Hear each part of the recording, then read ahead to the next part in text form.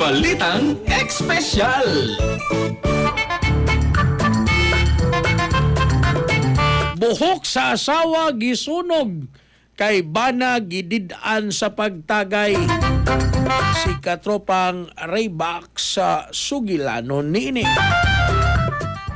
Ginakop sa kapulisan sa Cheongju, South Korea, kiningon sa kalalaki nga nag-edad og 50 anyos suman gingong gihulgang patio ng iyang asawa o gisunog pa ang buhok nini tungod kay gidid-an siya sa pagtagay. Matod sa Cheongju Sandang Police Station na hitabo kining insidente sa usa ka apartment sa Sugok-dong, North Chongcheong Province. Gingong giisprayhan sa lalaki og flammable hair spray ang ulo siyang asawa o gidagkutan gamit ang lighter. Giakusahan usab siya og paghulga sa biktima gamit ang kutsilyo sa kusina. Ang babae nga naa sa edad sa 60 anyos nakaangkon og paso sa bahin siyang buhok apan wa maangol pagayo. Nagtuo ang mga investigador nga nasuko ang suspek human siya badlungon sa iyang asawa nga sa pag-inom og ilimnong makahubog. Gikonsiderar usab sa kapulisan nga ipa-admit niya sa psychiatric hospital tungod sa sintomas sa alcohol addiction. Pastilan. Anyways, sa atong mga katropang kalalakinan para kondisyon gyud ka permi ibabaw sa kama pagturbo mga higala labi naghapo kay kakapoy imong trabaho sa adlawan o nya manguhit pagin si Mrs. magabi. Turbo safe ni mga katropa tungod kay aprobado sa FDA nga dunay maka og klabuwas ka gama sa Yes to Health. 30 minutos sa lipa inyong labing-labing pagturbo na kaysa turbo wagas ang lakas. Alang sa nagkayusal Pilipino para sa Pilipinas, ako inyong